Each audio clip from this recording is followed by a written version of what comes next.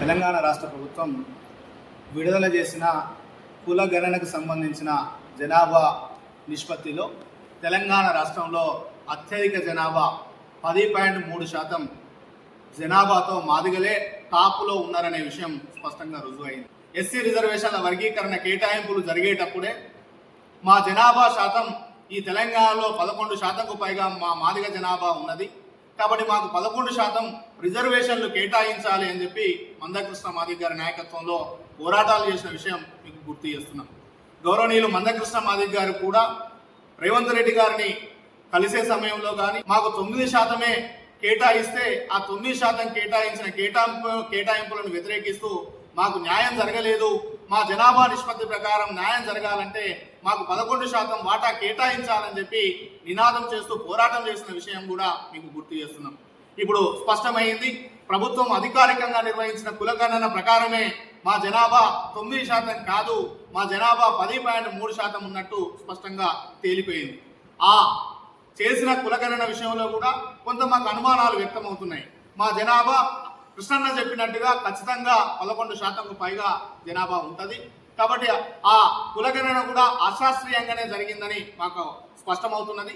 కాబట్టి మా జనాభా 11% కాబట్టి ఆ 11% రిజర్వేషన్ల కేటాయింపులు జరిగే విధంగా చొరవ తీసుకోవాల్సిందిగా ముఖ్యమంత్రి రేవంత్ రెడ్డి గారిని మేము విజ్ఞప్తి చేస్తున్నాం.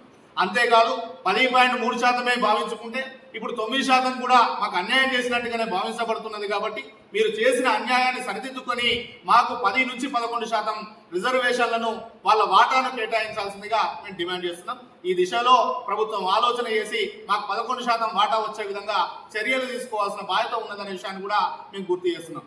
అదేవిధంగా కులగణన విషయమే కాదు, సామాజిక ఆర్థిక రాజకీయాలకు సంబంధించిన అంశాల్లో కూడా ఏ కులం ఏ రకమైన అభివృద్ధిని సాధించిందనే విషయం కూడా స్పష్టంగా నివేదిక రూపంలో వ్యక్తమయ్యింది.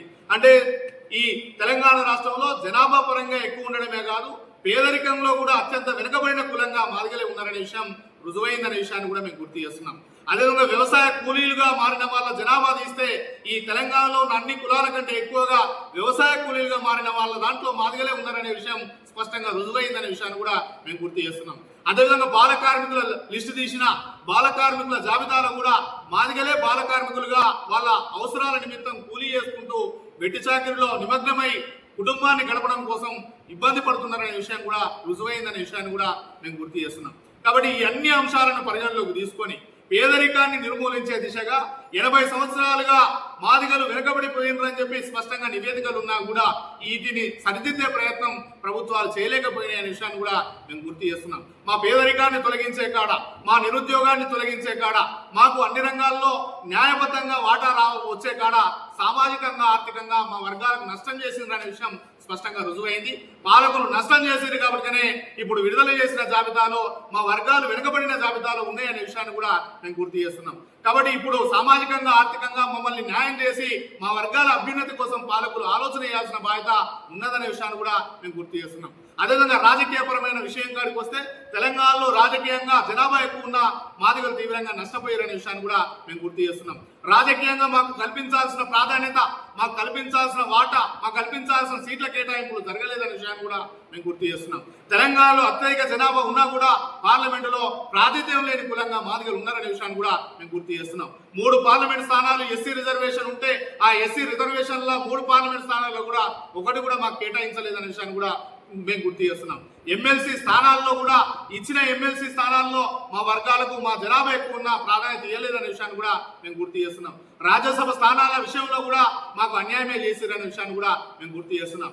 నామినేటెడ్ పోస్టులకు సంబంధించిన విషయంలో కూడా మా జనాభాకు తగ్గట్టు ప్రాధాన్యత రాకుండా పోయిందనే విషయాన్ని కూడా మేము గుర్తు చేస్తున్నాం. కాబట్టి ఈ అన్యాయాన్ని సరిదిద్దే ప్రయత్నం చేయాల్సిన బాధ్యత కూడా రేవంత్ రెడ్డి గారి ప్రభుత్వం మీద ఉన్నదనే విషయాన్ని కూడా మేము గుర్తు చేస్తున్నాం. ఖచ్చితంగా ఇప్పుడు రాబోయే రాజకీయ పదవుల ప్రకటనల విషయంలో కూడా మాకు జరిగిన అన్యాయాన్ని సరిదిద్ది మాకు న్యాయం జరిగే విధంగా ప్రయత్నం చేయాల్సిన బాధ్యత రేవంత్ రెడ్డి గారి ప్రభుత్వం మీద ఉన్నదనే విషయాన్ని కూడా మేము గుర్తు చేస్తున్నాం. ఈ విషయంలో చాలా స్పష్టంగా సుదీర్ఘంగా జాతి విషయంలో సంపూర్ణమైన అవగాహన కలిగి అనేక విషయాలను అధ్యయనం చేసి ఆధారాలతో సహా మందకృష్ణ మాదిగ గారు ఈ అంశాన్ని ముందుగా అన్ని అంశాలను మన జాతిని చైతన్యం చేసే ప్రయత్నం చేసిందనే విషయాన్ని కూడా మేము గుర్తు చేస్తున్నాం. మందకృష్ణ మాదిగ గారు మా జాతికి రేవంత్ రెడ్డి గారి ప్రభుత్వం వర్గీకరణ కేటాయింపుల్లో అదేవిధంగా వివిధ సామాజిక ఆర్థిక రాజకీయ సీట్ల పంపకాల కేటాయింపుల్లో మాకు అన్యాయం చేసిరని స్పష్టంగా నివేదికలు చూయిస్తూ మా జనాభాను చూయిస్తూ ప్రభుత్వాన్ని ప్రశ్నిస్తుంటే ఈ జాతిలో మేధావుల ముసుగులో ఉన్న కొంతమంది దళారులు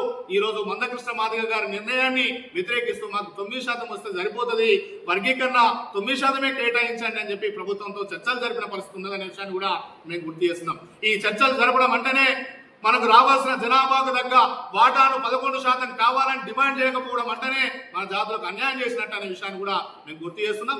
ఈ మాదిగ మేధావుల ముసుగులో జాతికి అన్యాయం చేసే కుట్రలు చేసే కుహానా మేధావుల పట్ల జాతి అప్రమత్తంగా ఉండాల్సిన బాధ్యత ఉన్నదనే విషయాన్ని కూడా మేము గుర్తు చేస్తున్నాం. మందకృష్ణ మాదిగ గారే మన జాతికి నాయకుడు, మందకృష్ణ మాదిగ గారే మన జాతిని మేల్కొల్పడం కోసం, జాతిని సమగ్రంగా అధ్యయనం చేసి జాతికి న్యాయం చేయడం కోసం అన్ని అంశాల మీద అవగాహన ఉన్న వ్యక్తి. కాబట్టి ఆయన గారి నాయకత్వంలో మనకు జరిగిన అన్యాయాన్ని సరిదిద్దే పోరాటాన్ని తీసుకున్నప్పుడు జాతి ప్రజలందరూ మద్దతుగా ఉండి జాతి పోరాటాన్ని విజయవంతం చేసే బాధ్యత జాతి ప్రజల మీద ఉన్నదనే విషయాన్ని కూడా మేము గుర్తు చేస్తున్నాం. తక్షణమే రేవంత్ రెడ్డి గారి ప్రభుత్వం స్పందించాలి.